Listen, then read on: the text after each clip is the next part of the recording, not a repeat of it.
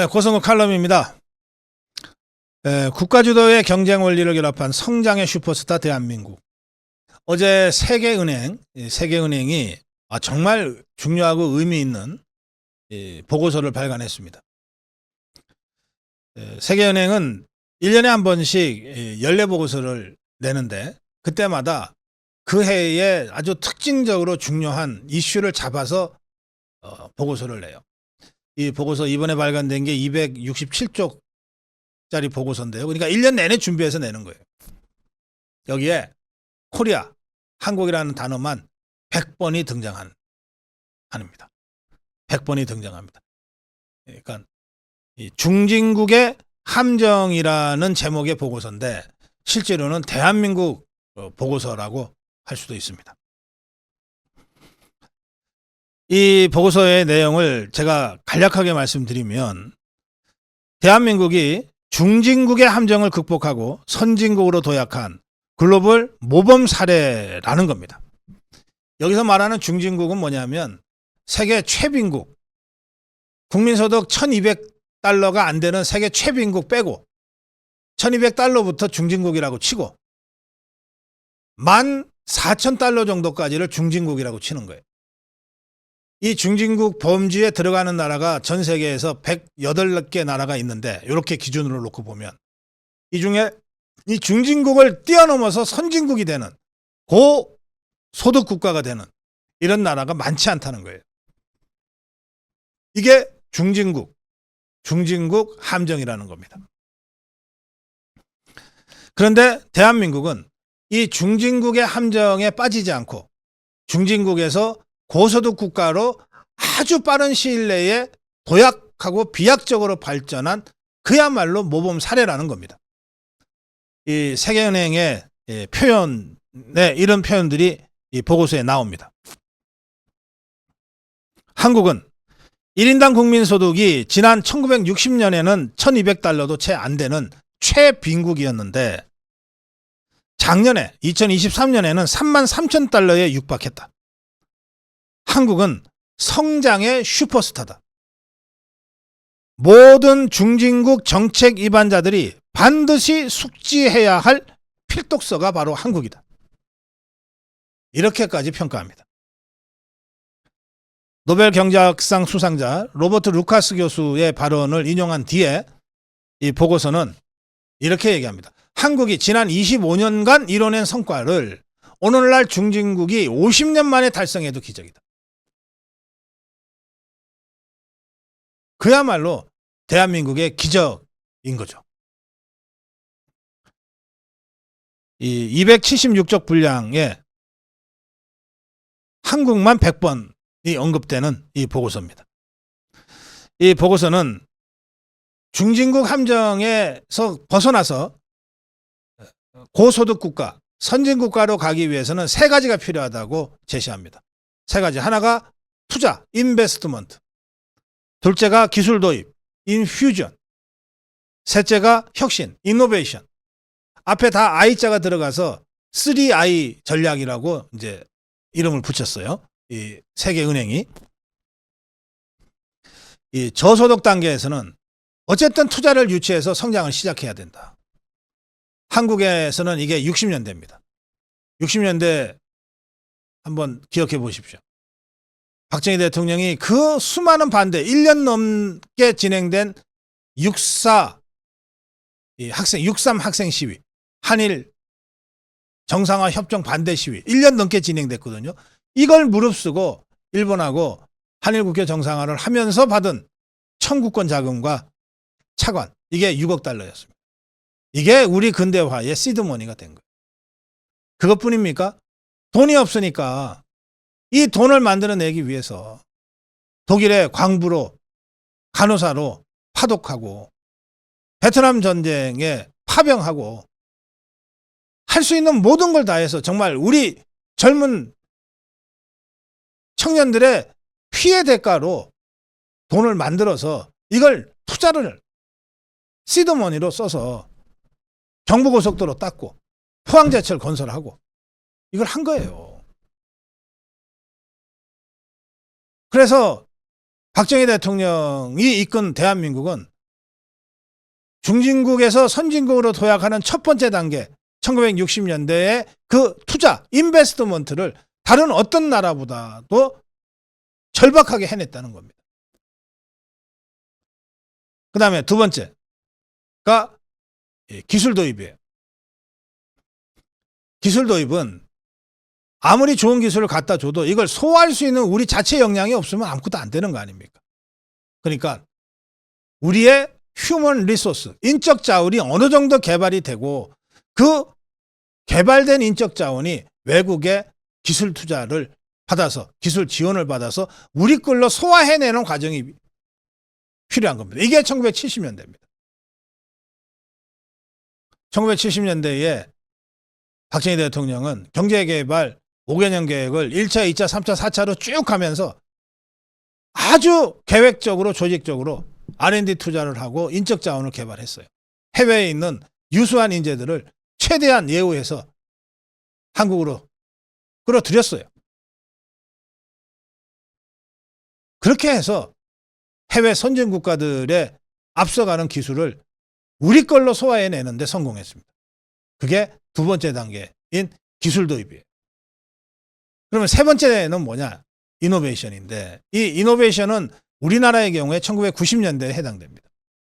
그렇게 해서 우리가 고도성장기를 거쳤잖아요. 노태우 정부 때 막 10%, 12% 쭉 가다 보니까 대마불사 신화가 생겼어요. 재벌들이 뭐 어떻게 해도 우리는 넘어지지 않아. 아주 방만한 문어발 경영을 하게 되고 그래서 대기업마다 부채 비율이 800%가 되고 1000% 넘는 기업들이 멀쩡하게 살아서 움직이는 그런 상황이 돼버린 거예요. 그 방만한 경쟁의 결과가 IMF로 터진 거죠. IMF라고 하는 외부적 요소와 자극이 있었지만 이때 우리가 정말 금모으기부터 시작해서 정말 허리띠 졸라매고 다시 일어서기 위해서 모든 사람이 목숨 걸고 뛰었잖아요. 그래서 IMF 역사상 최단기간 5년 만에 IMF를 졸업해버렸지 않습니까? 그 과정에서 우리 기업들의 기초 체력이 다시 아주 단단해진 겁니다. 대부분의 대기업들이 지금도 부채 비율 100% 수준으로 유지하고 있어요. 불필요한 투기 목적으로 샀던 땅들 다 팔고 경쟁력 약한 기업들 다 매각하고 물론 그 과정에서 정말 흑자도산한 아까운 기업들이 외국에 팔려나가는 경우도 있었지만 어쨌든 그 아픔을 견뎌내고 우리가 IMF를 조기에 졸업했어요. 그러면서 이루어낸 혁신입니다. 인베스트먼트와 인퓨전과 이노베이션을 60년대, 70년대, 90년대에 연속적으로 이루어냄으로써 대한민국은 중진국의 함정에 빠지지 않고 선진국으로 고소득 국가로 도약할 수 있었다는 겁니다. 이게 세계은행이 분석하는 대한민국의 경제의 성장 비결이에요. 자, 그런데 여기서 끝나서는 안 되죠. 지금 우리가 33,000달러 작년, 올해 뭐 35,000달러, 이제 40,000달러, 그야말로 선진국가로 진입을 지금 하고 있는 중인데 이 상태에서 우리에게 필요한 또 하나의 이노베이션이 있습니다. 윤석열 대통령은 이 목표를 글로벌 중추국가로 설정했어요. 글로벌 중추국가로 명실상부하게 경제 10위권, 사실상의 G7 국가 대열로 도약하기 위해서 지금 우리가 해야 될 게 뭐냐? 그건 4대 개혁입니다. 윤석열 대통령이 제시한 지금 우리에게 필요한 이노베이션이 바로 4대 개혁이에요. 뭡니까? 노동개혁, 교육개혁, 연금개혁, 그리고 의료개혁입니다. 이런 것들이 제대로 이루어진 이후에야 비로소 대한민국은 20세기 산업시대를 훌쩍 뛰어넘는 그야말로 4차 산업시대를 앞서가고 사회도 건강한 그런 글로벌 중추국가에 걸맞는 선진국가가 될 수 있다. 그러니까 지금 우리는 바로 2020년대 필요한 혁신을 향해서 돌진하고 있는 거예요. 윤석열 정부의 4대 개혁은 그런 의미가 있습니다. 이거를 종북 주사파들이 이거를 노동귀족들이, 이거를 의사집단들이, 이거를 기득권자들이 자기들의 이익을 침해받는다고 끝없이 저항하고 있는 게 지금의 형국이에요.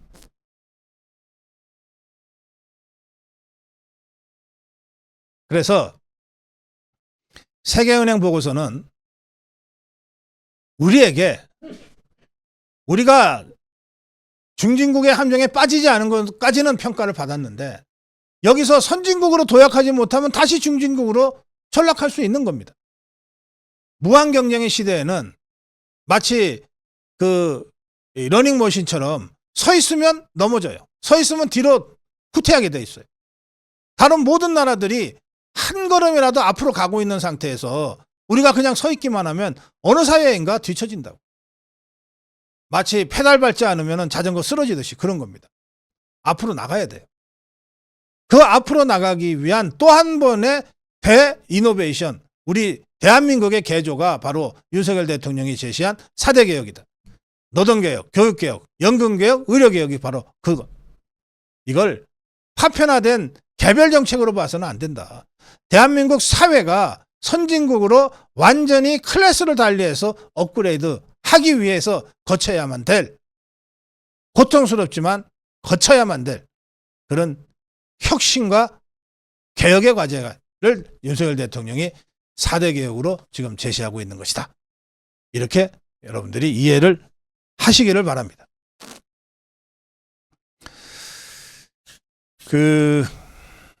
저는 이 세계은행 보고서를 여러분들이, 정부 관계자들은 말할 것도 없고 여러분들이 직접 꼭 보시기를 바라는데, 예전에는요, 한 20년 전, 10년 전만 해도 우리가 해외 나가면 해외 공항에서 갑자기 삼성 로고가 있고 LG 로고가 있는 카트를 끌게 되거든요. 공항에서. 그걸 보면서 야, 우리나라가 대단하네 라고 느꼈어요. 한 20년 전에. 근데 지금은요, 해외에 나갔다가 인천공항을 통해서 들어오면 인천에서 서울로 들어오는 그 연변을 쭉 차로 달려오면서 야, 한국 대단하네라고 느끼게 됐어요. 대한민국 정말 대단한 나라입니다. 그런데 이걸 우리가 그 속에서 일상을 살다 보니까, 그리고 그냥 매일 아웅다웅하면서 정쟁과 정략으로 밤을 지새다 보니까 이게 우리가 얼마나 대단한 나라인지를 객관화시켜서 보기가, 그럴 기회가 별로 없었던 거예요.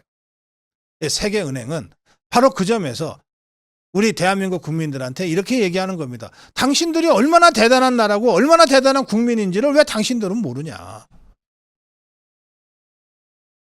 이 점에 대해서 우리가 다시 한번 자기를 돌아보는, 성찰하는, 그리고 자신감을 다시 회복하는 그런 계기로 이 세계은행 보고서를 여러분들이 꼭 한 번씩 보시기를 바랍니다. 이 세계은행 보고서에 새마을운동 부분이 나오는데 이 점만 제가 다시 한번 강조해서 말씀드립니다. 이 박정희 모델, 이거 등소평이가 그렇게 강조했다고 하는데 박정희 모델을 배우자. 지금 아프리카 대부분의 나라들이 새마을운동 모델을 따라서 하려고 그러고 있는데 어려운 점이 있어요. 등소평이 아무리 얘기해도 중국이 못하고 아프리카 여러 국가들이 따라 하려고 해도 안 되는 게 있어요. 뭐냐? 여러분들 새마을운동이 뭐라고 생각하세요? 초가지붕을 파란색 또 빨간색 이렇게 지붕으로 바꾸는 거? 동네 흙길을 포장해 주는 거? 물론 그게 새마을운동의 외형이죠. 그런데 이 새마을운동은 뭐냐면요, 국민들에게 동기부여를 하는 겁니다. 그 운동의 본질이, 핵심이 그래요. 새마을운동 정신이 3개입니다. 근면자조협동인데 근면자조협동 중에 제일 중요한 게 자조입니다. 자조. 그러니까 하늘은 스스로 돕는 자를 돕는다 라고 하는 의미에서 자조예요. 제가 새마을운동 초기에 그 새마을운동을 주도했던 분들의 이야기도 듣고, 지금은 다 이제 고인들이 되셨습니다만, 그리고 구미에 있는 박정희 대통령 기념관, 자료관, 여기에 가서 이 새마을운동을 보면서 많이 다시 생각하게 됐는데, 뭐냐, 처음에 새마을운동을 할 때 똑같이 그냥 막 나눠준 게 아니에요. 우선 하겠다고 하는 마을 단위로 뭐 이를테면 시멘트 10푸대, 뭐 모래 뭐 10해배 뭐 이런 식으로 줘요. 그 다음에 마을마다 다 다르잖아요. 야, 우리 이거 가지고 한번 해보자 해서 집에서 삭 가져오고 곡괭이 갖고 오고 쇠수랑 갖고 나와서 다 길을 정비하고 정부가 지원하는 시멘트하고 모래를 섞어서 길을 빨리 잘 닦는 마을이 있는가 하면 야, 그거 해서 어디다 쓰냐? 어? 야, 그저 정부가 와서 뭐 기왕이면 길도 좀 깔아주라 그래라. 나 바빠서 안 돼. 하는 마을도 있잖아요. 이렇게 처음에 나눠줄 때는 똑같이 나눠주지만 그 다음부터는 엄밀하게 평가해서 한번 해보자고 달려드는 마을에 선별해서 집중 지원을 해줘요. 자, 그럼 어떻게 됩니까? 사촌이 땅 사면 배 아프다면서요. 옆마을이 잘 되면 배 아플 거 아니에요. 우리도 한번 해보자 라고 하는 경쟁이 시작돼요. 그게 동기부여인 거예요. 그렇게 해서 우리 국민들의 마음속에 한번 해보자. 야, 옆마을이 했는데 왜 우리는 못해? 하니까 되네. 라고 하는 적극적인 동기부여를 함으로써 그 잠재력을 끌어내는 것이 새마을운동의 핵심이에요. 그게 자조입니다. 그래서 이거를 이 발전 모델이라는 차원으로 좀 확장시켜서 생각하면 이렇게 됩니다. 대한민국의 근대화는 국가주도형 근대화다. 뭐 이거는 뭐 교과서에 나와 있는 내용이에요. 근데 국가가 일방적으로 끌고 가는 국가주도, 국가가 모든 사람들한테 공평하게 나눠주는 국가주도가 아니었다는 거예요. 박정희 정권, 박정희 대통령의 이 발전 모델의 핵심은 국가가 주도해서 국민들에게 동기부여를 하고 인센티브를 줌으로써 국민들이 경쟁에 뛰어들게 만드는 그런 국가 주도였던 거예요. 그런 의미에서 공산당의 국가계획하고는 완전히 차원이 다른 거죠. 이것이야말로 시장경제의 정신을 구현한 국가주도형입니다. 그래서 국가주도와 경쟁이 결합된 시장경제적 국가주도형 근대화 모델이 박정희 모델이었던 거예요. 그러니까 공산당 사회인 중국에서는 아무리 배우라고 그래도 안 되는 거예요.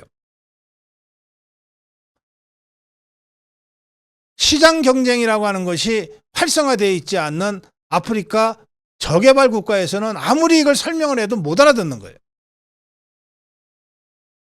그런 점에서 이 세계은행이 그야말로 성장의 슈퍼스타라고 극찬하고 있는 대한민국 근대화의 그 핵심이 국가가 주도하되 시장의 활성화를 시키고 각 개인의 동기를 부여해서 국민들의 자발성을 이끌어내는 국가 주도였다라고 하는 이 박정희 발전 모델의 합리적 핵심. 이것을 우리가 잊지 않아야 되고 이것을 어떻게 윤석열 정부의 국정 운영에 반영해 낼 것이냐라고 하는 것을 좀 깊이 천착하는 그런 고민이 필요하다.